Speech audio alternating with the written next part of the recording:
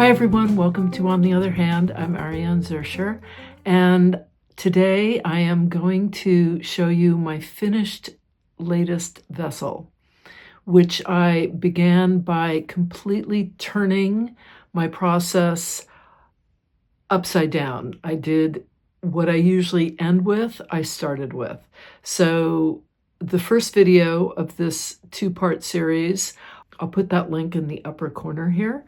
So if you're interested, you can see how it began. But it was a really interesting process, and I'll talk about some of that as I work and show you what I'm doing. I really enjoyed it. It was very different, and the outcome is quite different from what I've done in the past, which I also find really exciting. So I'm going to turn you around and we'll get started. At the very end, I'm going to show you two photos that I had found on Pinterest that I used as my inspiration so that you can see what I was inspired by and then how I kind of made it my own. Took a couple of ideas from both photos and incorporated them into my piece. And as always, I end with a little message to all of you as artists. What I want to do is I'm kind of pinning stuff to just kind of get a general idea of what I'm up to here. I actually don't like where this is. I want this to go. I want this to follow the wire. So I want there to be gaps and kind of holes in this. For this, I am not filling that in. What I thought I would do is I want to put this here. I really like that. And I have this Rafi, which I got in Buenos Aires. So I think what I'm going to do is I'm going to position this here.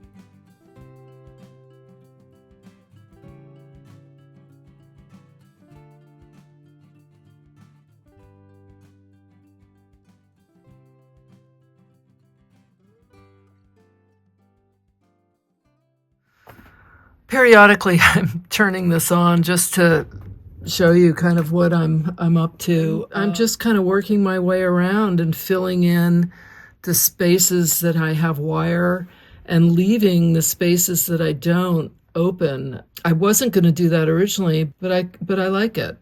So I've just got a couple of spaces left to fill, and otherwise this is kind of how it's looking. It's like this crazy thing. And someone mentioned dangling something inside so that when you in the open spaces, you would see it, which I kind of love that idea. I have no idea what I would dangle inside, a disco ball. I don't know. I'm kidding, but sort of kidding, maybe not kidding. I don't know. One of the challenges of working this way, it's not insurmountable. It's actually kind of an interesting challenge, but it is different, is the stitching here, which, it gets a little wonky when you're trying to stitch into things and then you're kind of pulling through, which actually these holes are definitely helping. This thread that I'm using is a yarn that I bought. It's a knitting yarn from a place called At Haynes House yarns, and they dye them to order, and they're really lovely, and this is one of them. I really am liking it a lot. I need to also stitch this down, and yeah, I think I have this, which I can use to stitch this part down.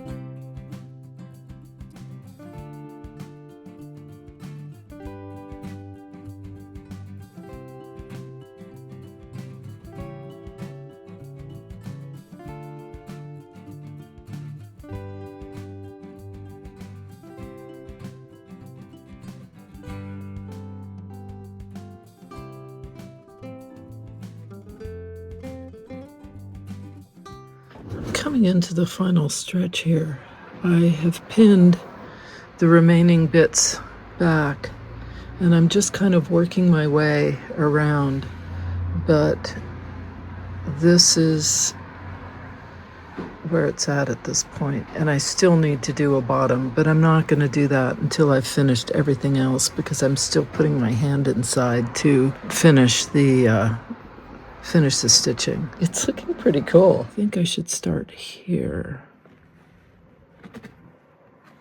Sometimes it helps to turn it down.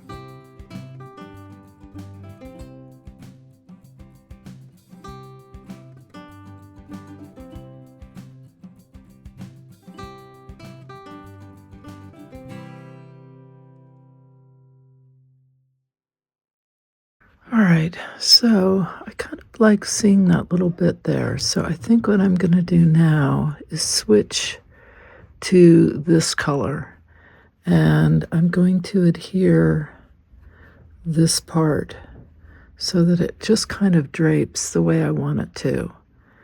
But that part is done. I'm using the Thread Gatherer's Pond Scum. It's a silken pearl, and it's a perfect match with this. Now, I want this to be very kind of just organic looking, so I'm not going to get too crazy with it, but I think what I'll do is I'll tack it down in a couple of places so that it's just positioned where I want it. But I don't want to call attention. This is one of those situations where I don't want to call attention to the stitches. I really want this to kind of flow like water from a waterfall, you know, kind of like that.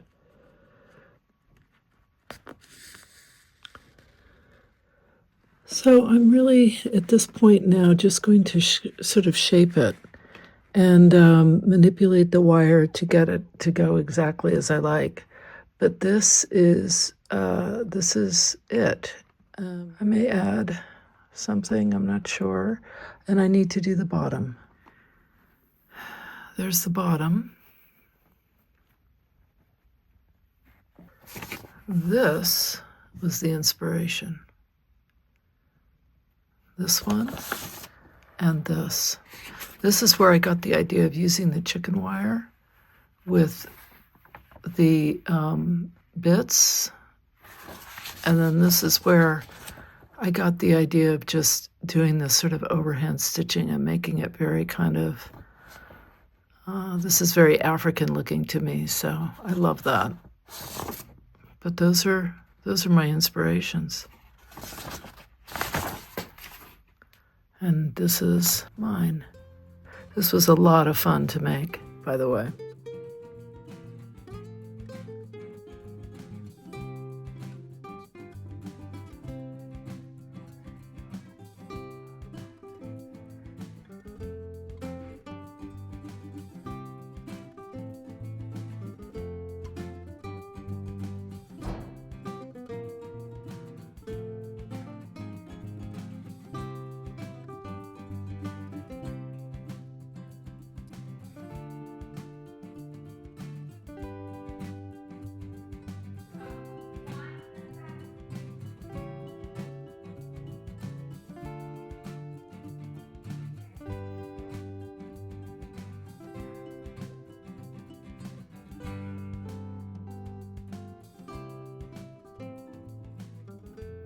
As an ending to this video, I just wanted to talk a little about this idea of knowing ourselves and how that relates to the art we then make.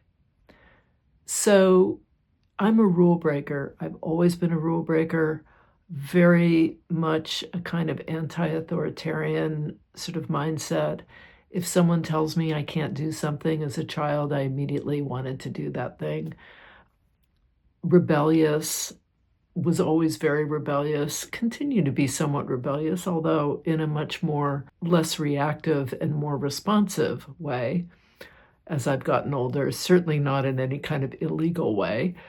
But I do like to push the envelope, and I do like to see what I can, how can I do something? I don't love rules. I don't love when something has to be done a certain way. And as artists, the beautiful thing about art is that there are no rules. We get to break them. Whatever rules there are, we get to break them.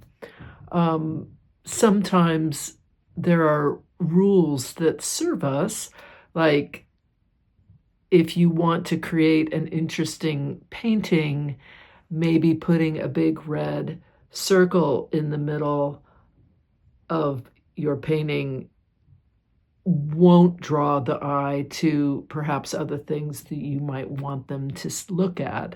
However, if the red dot big circle is the only thing that you really want people to focus on, great, go for it.